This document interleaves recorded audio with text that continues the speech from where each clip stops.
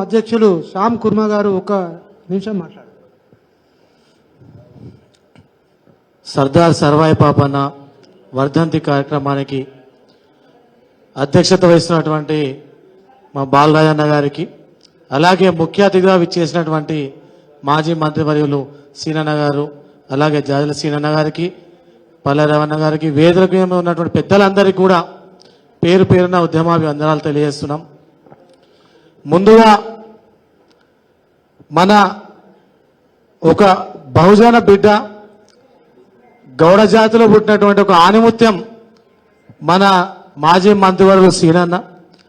అలాంటి సీనన్నను గెలిపించుకోలేకపోయినామని చెప్పేసి సిగ్గుపడాలి, బాధపడాల్సిందే. ఎందుకంటే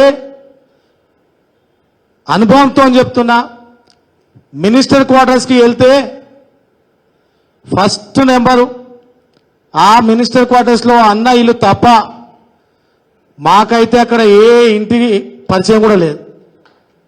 ఏదైనా సమస్య ఉందనంటే అక్కడికి వెళ్తే ఎన్నో సమస్యలు తీరిన సందర్భాలు ఉన్నాయి. ఒకసారి అయితే నా వ్యక్తిగత సమస్య, మా అమ్మ హాస్పిటల్లో చావు బతుకుల మధ్యలో ఉండే, చాలా సీరియస్ అయిన ఒక విషయంలో సీనన్న నేను కలిసి వెళ్ళడం జరిగింది. అన్న హాల్లో దాదాపు ఒక 200 మంది దాకా ఉన్నారు.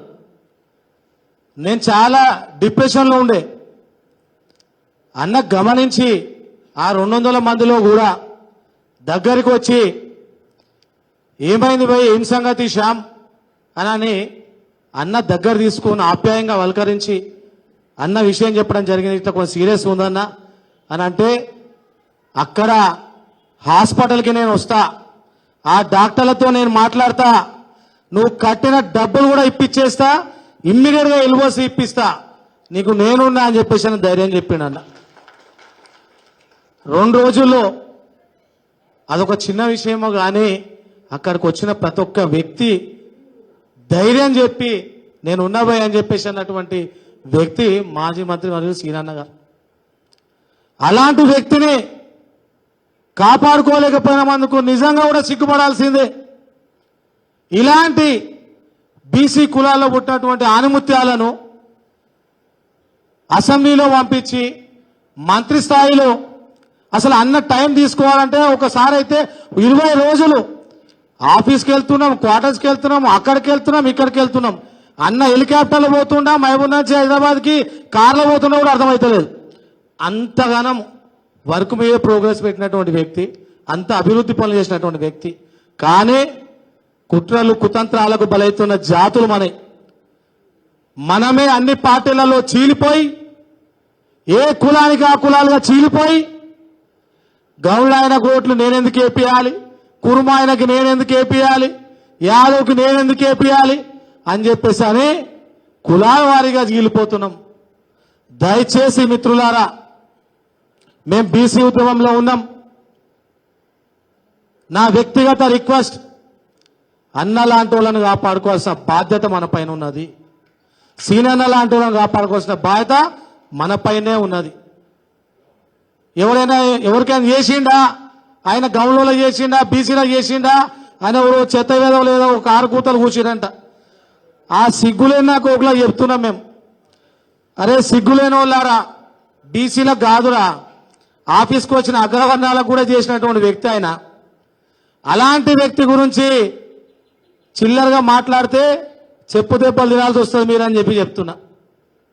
పవర్ లేకపోవచ్చు కానీ దమ్మున్న లీడర్. పాలమూరు నిజంగా కూడా మరో హైదరాబాద్ లాగా చేసినటువంటి వ్యక్తి. మహబూబ్ నగర్ పోతే మేము ఒక్కోసారి ఆ రోడ్లు కానీ డెవలప్మెంట్లు కానీ ఎక్కడ చూసినా కూడా సీనన్న ఫోటోలు కనిపించేది. రియల్ హీరో అని చెప్పేసి అనుకుంటాం మేము ఒక్కోసారి అక్కడ పోయినప్పుడు.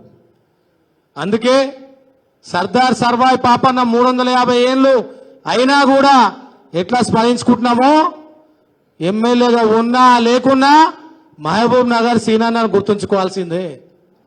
కాబట్టి బీసీలందరం కూడా బీసీ జాతిలో ఉన్నటువంటి ఎమ్మెల్యేలను కానీ, మంత్రులను కానీ, ఎంపీలను కానీ కాపాడుకోవాల్సిన బాధ్యత మనదే.